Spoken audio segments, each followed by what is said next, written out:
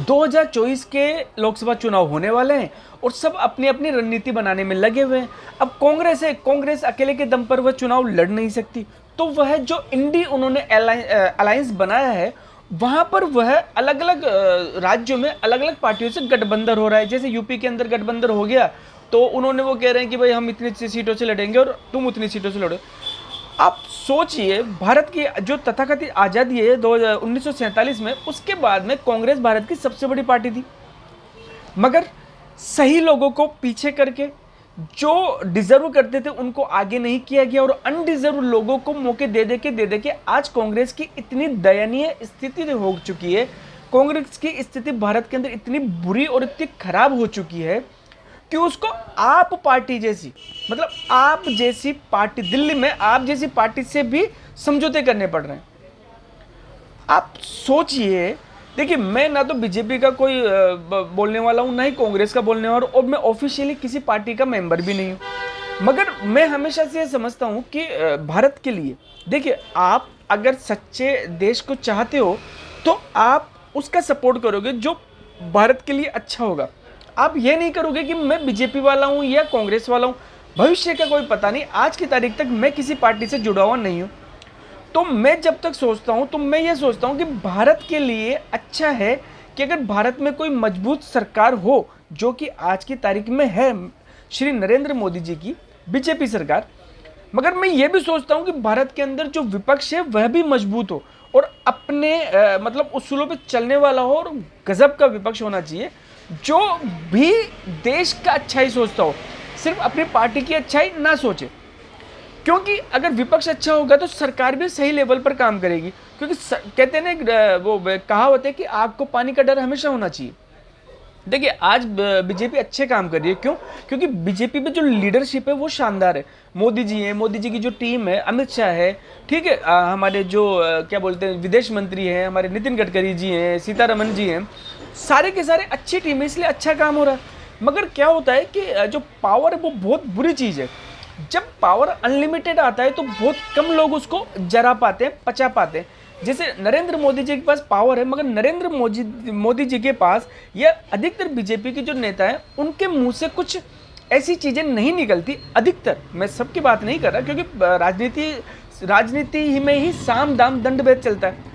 तो नरेंद्र मोदी जी के मुंह से, जैसे नरेंद्र मोदी जी कभी किसी गरीब या किसी लाचार के सामने अपनी शक्ति प्रदर्शित नहीं करते, और ये करना भी नहीं चाहिए, क्षत्रिय को ये शोभा भी नहीं देता, क्योंकि नरेंद्र मोदी जी राजा हैं।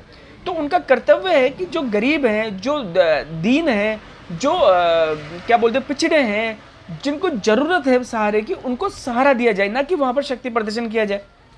तो अभी तो बीजेपी ठीक है चल रही है, मगर अगर बीजेपी के पास अनलिमिटेड पावर आता है तो हो सकता है कि अभी नरेंद्र मोदी जी आज के 10 साल बाद में, 15 साल बाद में, वो कांग्रेस की तरह बीजेपी का भी हाल हो सकता है। भाई पावर आने के बाद में कम लोगों के पास पावर आता है तो वो उसको जरा पाते हैं ना, बहुत कम लोग होते हैं जो शक्ति को कंट्रोल कर पाते हैं। तो अब अगर बीजेपी वालों में ऐसा हुआ तो वही बात जैसे कांग्रेस के साथ हुई थी। तो इसके लिए ये अच्छा होना चाहिए कि कांग्रेस में भी जो अच्छे नेता हैं वह ऊपर आए, ठीक है, और जो टक्कर दें। चलो इस समय नहीं टक्कर दे सकते 10-15 साल में, क्योंकि इस समय तो कांग्रेस का कबाड़ा हो चुका, नहीं हो सकता। तो मेरे हिसाब से कांग्रेस वाले जो ये हर राज्य के अंदर जा जाके जो ये समझौते कर रहे हैं, संगठन बना रहे हैं अपना, यकीन मानिए राज्यों के लेवल की बात मैं नहीं कर रहा, मगर कांग्रेस केंद्र में अपने आप को खत्म कर रही है। सच बता रहा हूं, आप दिल्ली के अंदर, यूपी के अंदर, बंगाल के अंदर, यहाँ पर वहाँ पर आप जहाँ जहाँ जा रहे हो और वहाँ पर अपने आप को कंप्रोमाइज़ कर रहे हो। आप, मैं कहता हूँ कि कांग्रेस को, देखिए कांग्रेस बहुत बड़ी पार्टी थी और आज के टाइम पर भी बड़ी पार्टी है, केंद्र में उनका कम है, ठीक है, मगर कई राज्यों में कांग्रेस की सरकार है। जैसे राजस्थान के अंदर कांग्रेस हमेशा से मजबूत पार्टी रही है, मध्य प्रदेश में रही है, छत्तीसगढ़ में भी रही है, पंजाब में भी रही है, दिल्ली में भी रही है, काफ़ी सारे हैं जो जहाँ पर कांग्रेस के अच्छे, हिमाचल के अंदर है, ठीक है, और अभी तेलंगाना में तो शायद कांग्रेस की सरकार ही बनी है। तो जब कांग्रेस ऐसे पावर में है, कई राज्यों में अभी भी है, तो कांग्रेस को ये चाहिए कि वह अपने आप को राज्यों की सरकारों में कंसंट्रेशन करे, केंद्र में इतना दिमाग ना लगाए, क्योंकि केंद्र में कांग्रेस की कोई औकात नहीं है आज की तारीख में। तो कांग्रेस को चाहिए कि जितनी उनकी ताकत है वह अकेले के दम पर केंद्र में चुनाव लड़े, भले ही वह सीटें ना जीते, मगर उनको गुड गवर्नेंस, अगर उनकी जहां जहां पर राज्य में उनकी सरकार है उनको वही कंसंट्रेशन करना चाहिए। जैसे बीजेपी वाले क्या करते थे, बीजेपी वाले केंद्र में अभी 10 साल से आए, उससे पहले बीजेपी वालों की जहां जहां पर राज्यों में सरकारें थी वहां पर उन्होंने बढ़िया राज किया। देखो सबसे मेन चीज, देखो 2-3 चीजें कॉमन है, सब बिजली आ गई, ठीक है, सड़कें बनवा दी, लाइटें लगवा दी, पानी की व्यवस्था कर दी, ये कर दी, ये सारी गवर्नमेंट कर दी, ठीक है। मगर अब जो आज की जो जनता है वह सब समझती है, आजकल सोशल मीडिया का जमाना है, हर चीज आपके बटन के ऊपर है, मोबाइल में हर चीज इंफॉर्मेशन है। तो आजकल क्या है, लोगों को एक तो क्या होना चाहिए कि जो ये लोग हैं उनको, जो कांग्रेस के नेता है उनको देश विरोधी कोई बात नहीं करनी चाहिए, क्योंकि आजकल लोग देशभक्त हैं, आजकल हर चीज को पता है। मतलब आजकल किसी के बारे में भी कुछ हो तो 2 मिनट में गूगल करके पता चल जाता है कि इसका इतिहास क्या है और ये क्या कर रहा है, ठीक है। तो अब आप लोगों को बेवकूफ नहीं बना सकते। तो अब ये जो भी कुछ ये देश विरोधी जो नारे हैं या जो देश विरोधी ताकतें हैं कांग्रेस के अंदर बहुत सारी हैं, तो वो बार बार में आती जाती है। जैसे अभी किसी कांग्रेस के नेता ने कहा कि साहब पाकिस्तान तो हमारा दोस्त है, हमें क्या दिक्कत है, बीजेपी वालों को पाकिस्तान से दिक्कत है। अब मैं जैसे नॉर्मल आदमी हूँ, मैं एक हिंदुस्तानी हूँ, मैं भारत में रहता हूँ, तो मैं भारतीय हूँ, तो मुझे तो ये चीज़ खराब ही लगेगी ना। तो कांग्रेस को एक तो ये करना चाहिए कि वह कभी भी कोई देश विरोधी चीज़ों में नहीं इन्वॉल्व हो, जहां जहां पर इनकी सरकारें राज्यों के अंदर उनके वो अच्छा काम करे। समझ गए आप? इससे क्या होगा, इससे ये होगा कि धीरे धीरे कांग्रेस स्टेब्लिश होगी और आगे आएगी। अब बीजेपी वालों को देखिए, बीजेपी वालों ने जो अपना काम किया है वह शानदार तरीके से काम किया है अपना। किसी भी राज्य में देखिए, अब जैसे आप कांग्रेस के एक नेता थे हमारे असम के जो इस समय मुख्यमंत्री हैं, वो कहा जाता है पहले वो कांग्रेस के नेता थे, तो वो खुद कहते हैं, ये मैंने देखा है कि साहब वो राहुल गांधी से मिलने गए, तो राहुल गांधी आए उनसे मिलने के लिए, तो वो उनका कुत्ता भी साथ में आया, तो वो बिस्किट वगैरह पड़े थे, तो वो उनका कुत्ता भी उसी प्लेट से बिस्किट खा रहा था जिस प्लेट से वो उन लोगों के लिए उनको सर्व किया था। तो उसने सोचा यार किसी का जमीर भी तो होता है ना। देखो आत्मसम्मान सबसे बड़ी चीज़ है इस दुनिया के अंदर। जो अपने आप से आंखें मिला के बात नहीं कर सकता वो इस दुनिया में किसी लायक नहीं। देखो कई नीचे आदमी होते हैं, मैं उनकी बात नहीं करना, नॉर्मल आदमी की बात कर रहा हूँ। जैसे हम जैसे लोग हैं, हमारे लिए आत्मसम्मान बहुत बड़ी चीज़ है। जैसे मेरे लिए, मैंने ज़िंदगी में ऐसा कोई काम ही नहीं किया जिसकी वजह से मुझे कभी कोई अफसोस हो, किसी वजह से मुझे कोई पछतावा हो, ठीक है, वो मेरे लिए बहुत चीज़ है। तो उसको ये लगा आज वो बीजेपी की तरफ से सीएम है भाई साहब, और वो क्या शानदार सीएम है, वो बहुत बढ़िया काम करते हैं वो। तो कांग्रेस में भी कमी नहीं है, बहुत सारे।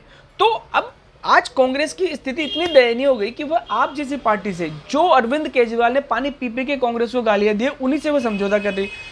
आप सोचिए, हो सकता है, देखिए 2024 तो सिर्फ मोदी जी के नाम से, आप भूल जाइए कि आप मोदी जी को किसी भी कंडीशन में प्रधानमंत्री बनने से रोक सकते हैं। अब तो सिर्फ ये है कि बीजेपी को कितनी सीटें मिलती है, 350, 400, 400 पार, सिर्फ ये देखना है। बाकी कोई भी कहीं पर भी आप कुछ कर लीजिए, नरेंद्र मोदी जी की सरकार बनेगी ही बनेगी बीजेपी के, ठीक है, भारत के अंदर। तो अब आप ये सोचो कि हम इनसे संगठन करके हम इनको हरा देंगे, तो भूल जाओ। सपने दिन में क्या, रात में भी नहीं देखनी चाहिए आपको ये चीज़ें। तो सारी पार्टियों के बाद, जैसे ममता बनर्जी है, ममता बनर्जी ने क्या है कि कांग्रेस से उनका 36 का आंकड़ा है, तो उन्होंने ये डिक्लेयर कर दिया कि नहीं, बंगाल में हम तो अकेले लड़ेंगे। ये अच्छा है। देखिए आपको अपना अस्तित्व बचाने के लिए अपनी इज्जत बचाना बहुत जरूरी है, ठीक। ममता बनर्जी ने कहा कि नहीं, भले ही कम सीटें आ जाए, ज्यादा सीटें, कितनी भी सीटें हैं, मगर हम अकेले लड़ेंगे वहां पर लोकसभा चुनाव। अगर वो वहां पर लड़ती तो क्या होता, कांग्रेस की भी नुकसान होता। देखिए ओवरऑल केंद्र की सरकार तो ना तो कांग्रेस को मिलने वाली है, ना ममता बनर्जी को मिलने वाली है, कभी ना आपको मिलने वाली है, ना केजरीवाल को मिलने वाली है, ना अखिलेश यादव को मिलने वाली है, ठीक है। तो अब जब उसको पता है ममता बनर्जी को कि मुझे केंद्र की सरकार तो मिलने से नहीं, तो मैं अपनी वैल्यू क्यों अपने बंगाल की जनता की नजरों में घटाऊं। यह बिल्कुल सही रणनीति है। तो इसलिए कांग्रेस को मेरा यही एडवाइस है, क्योंकि अधिकतर कई लोग ये सोचते होंगे मेरी वीडियो देख के कि यार मैं कांग्रेस का कोई दुश्मन हूं या बीजेपी का समर्थक हूं। नहीं, मैं सिर्फ मेरे देश का समर्थक हूं। जो देश, जो पार्टी, जो नेता भारत के लिए कुछ काम करेगा, भले वो कोई भी हो, मुझे वह पसंद ही आता है। और हर किसी भारतीय को वही पसंद आना चाहिए जो हमारे देश के लिए कुछ काम करता हो, क्योंकि देश है तो आप है। अगर देश सुरक्षित है तो आप आपके घर में सुरक्षित है। अगर देश ही सुरक्षित नहीं है तो आपका क्या होगा। आज यूक्रेन में देख लीजिए आप, इजराइल ने फिलिस्तीन की ऐसी की तैसी करके रखी हुई है, रूस ने यूक्रेन की ऐसी की तैसी करके रखी हुई है। अगर आपका देश ही सुरक्षित नहीं है तो आप कैसे सुरक्षित रहोगे। इसलिए अपने देश को सुरक्षित रखिए, ऐसी पार्टी को चुनिए जो आपको देश को सुरक्षित रख सके, ऐसे नेता को चुनिए जो आपके देश के लिए कुछ भी कर सकता हो, जो हमेशा आपके देश के लिए काम करता हो, जो आपके लिए काम करता हो, जो गरीबी के लिए काम करता हो, जो इस देश का विकास करने के लिए काम करता हो। छोटी मोटी चीज़ें नहीं, सड़क, लाइटें, पानी वानी, ये सब करेंगे, छोटे मोटे राशन वाशन ये सारी पार्टियां देती। मेरे हिसाब से तो राशन फ्री में देना ही नहीं चाहिए। जय हिंद, जय भारत, जय बोले भैया। जय भोलेनाथ।